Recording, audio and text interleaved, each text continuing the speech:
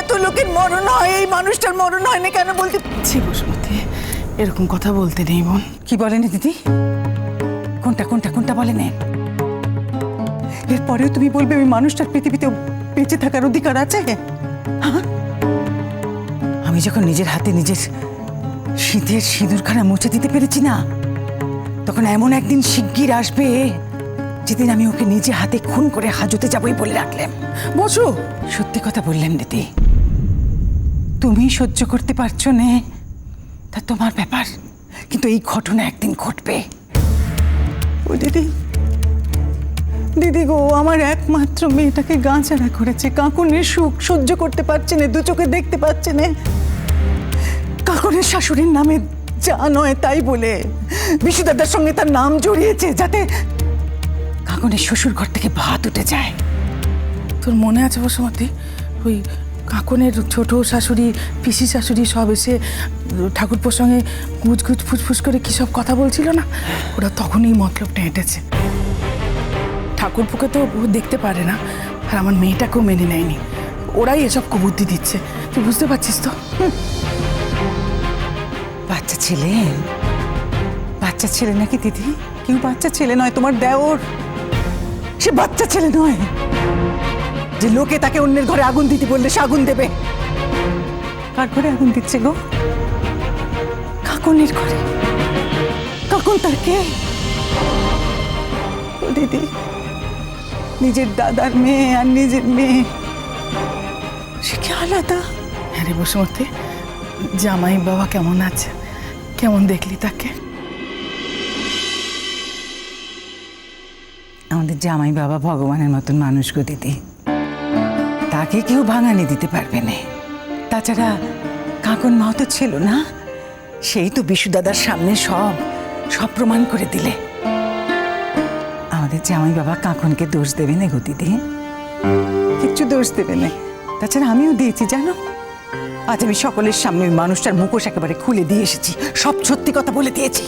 আর যদি পারতেম না দিদি, তাহলে আজই ওই জানোয়ারটাকে আমি দু টুকরো করে কেটে দিতাম। অনেক সয়েছি গো, অনেক অত্যাচার সহ্য করেছি, আমি আর পারছি না। আর আমি এবার ঠিক করেছি, আর সইব না, আমি কিছুতেই সইব না। আজ হিসেব বুঝবো, আজ আমার হিসেব বোঝার দিন। কেন এখন ঘরের মধ্যে সেঁধিয়ে কেন? সাহস থাকলে বাইরে আসুক। সাহস আমার খুব আছে। যে অন্যায় করে সাহস তার থাকে না। আমার সাহসের কমতি হতে যাবে কেন শুনি? বসুমতী, তুই ঘরে চল। আর না দিদি ছাড়ো, না চল ঘরে দিদি চল। ছাড়ো, দিদি ছাড়ো, ছাড়ো, ছাড়ো না দিদি। আমি দেখতে চাই ও কি মজা দেখাতে চায় আমাকে। এই তো আমি এসেছি, এই তো আমি দেখাচ্ছি, দেখাচ্ছি, মজা দেখাচ্ছি। বসুমতী,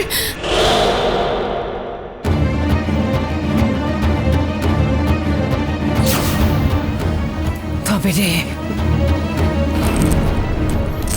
নিজে অন্যায় করে আমার গায়ে হাত তোলা, তোমার এই হাত আমি যদি আজ মুচকে না দিয়েছি, তো আমার নাম বসুমতী নয়।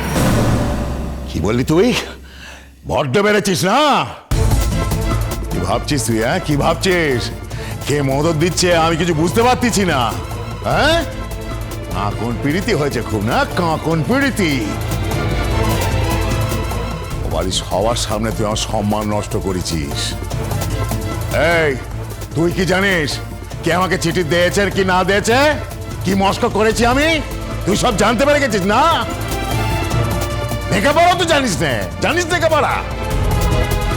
লেখাপড়া জানি কি জানি না তার চেয়েও বড় কথা হলো, ঠাকুর আমার মাথায় কিছু বস্তু দিয়েছেন যা তোমাকে দেননি। আর দিনের পর দিন তোমার মতন একটা জানোয়ারকে চোখের সামনে দেখতে দেখতে আমি বুঝে গেছি তুমি কি পড়ো আর কি পড়ো রে।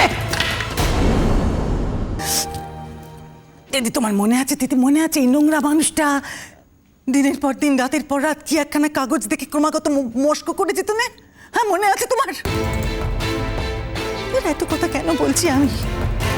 কেন কেন বলছি এত কথা? বিশু দাদার লেখা সত্যি চিঠিখানা, সত্যি কাগজখানা আজ তো আমি তাদের হাতে তুলে দিয়ে এসেছি। সত্যি কথাখানে বলে দিয়ে এসেছি সবার মাঝে, বলে দিয়ে এসেছি দিদি। আর তাই তাই লোকটার গায়ে জ্বালা ধরেছে, উল্টে আমার গায়ে হাত তুলছে। এই যে ছুটির বাপ, আজ থেকে আমি তোমায় নিশ্চিন্তে ঘুমোতে দেব না। এত কাল নিশ্চিন্তে ঘুমিয়েছো, আজ থেকে আর দেব না। নিশ্চিন্তে ঘুমিও নে তুমি আজ। দেখবে কখন আমি নিজে হাতে তোমায় শেষ করে দিয়েছি। বসুমতী, কি বসুমতী? কি বসুমতী? বসুমতী বসুমতী করছো? আরে তোমার মতন জঞ্জাল না সরালে এই পৃথিবী কেন জঞ্জালে ভরে যাবে যে? বসুমতী তুই থামবে? ঠাকুর আমায় ক্ষমা করবেন না দিদি। চুপ কর না। ঠাকুর আমায় ক্ষমা। তোমার জন্য, সবকিছু তোমার জন্য বৌদি, জেনে রেখে দিও, তোমার জন্যে। আমার ঘাড়ে বসে বছরকে বছর তো খুব খাচ্ছ, কেন আমার ঘাটটা কেন? এত বড় লোক মেয়ে, জামাই এত ভালো ইনকাম, শ্বশুর বাড়ির এত লপচাপানি, তা যাও না সেখানে গিয়ে থাকো না, আমার ঘাড়ে কেন? কেন বলতে চাও না মেয়েকে তোমাকে নিয়ে যেতে? আমার ঘাড়ে বসে বসে খাবে বছরকে বছর। তোমার জন্য, তোমার জন্য আমার মেয়ের ভবিষ্যৎ খানা নষ্ট হয়েছে বৌদি। বেশ করেছে, আমি আবার করব, সুযোগ পেলে আবার করব। তোমার মেয়েকে আমি ঘর সংসার করতে দেব না, এই তুমি জেনে রেখো, একথা আমি বলে দিলাম তোমার। দিদি এখানেই থাকবে, এখানেই খাবে। দিদি আমার পয়সায় খাচ্ছে, তোমার কি? তুমি খাওয়ানোর মালিক। আমার পয়সায় বসে বসে ফুটুনি মারছো, আমার বাপের পয়সায়, তার উপর আবার এত বড় বড় কথা। তোমাকে কে খাওয়ায় তার তো ঠিক নেই, আবার দিদিকে তুমি খাওয়ার খোঁটা দাও। বসুমতী, আমার হাতে যদি মরতে না চাও, তুমি এখনো বলতেছি সাবধান হও, তুমি সাবধান হও। কে কার হাতে মরে এবার দুনিয়া তা দেখবে। শোনো, আমি যদি মরিও তোমাকে মেরে মরবো। তুমি আমার কাছে একটা পরপুরুষের মতো, একটা নোংরা লম্পট পরপুরুষ। আর আমি সত্যি তোমার মতন একটা নোংরা মানুষকে মেরে ফেললে মা আমাকে আশীর্বাদ করবে। আর কিছু না হোক, আমাদের মেয়ে দুটো তো, তাদের ভবিষ্যৎ নিয়ে তো আর কোনো চিন্তা থাকবে না আমার। তুমি তুমি তুমি তুমি যে শুধু কাঙ্কনের ক্ষতি করেছো তা তো নয়, তুমি তোমার নিজের মেয়েরও ক্ষতি করতে চেয়েছিলে। তোমার মেয়ে তোমাকে নিজের হাতে খুন করতে চেয়েছিল, তা জানার পরেও তুমি খাচ্ছ, দাচ্ছ, ঘুরে বেড়াচ্ছ। ছ্যা! এমন লজ্জার কথা আর হয় নে, আর হয় নে। নিজের মেয়ের হাতে জবাই হতে যাচ্ছিলে। না না না না, আর কাউকে কাউকে আমি এর মধ্যে জড়াবো না। তোমাকে শেষ করার জন্য আমি একাই যথেষ্ট, বুঝেছ?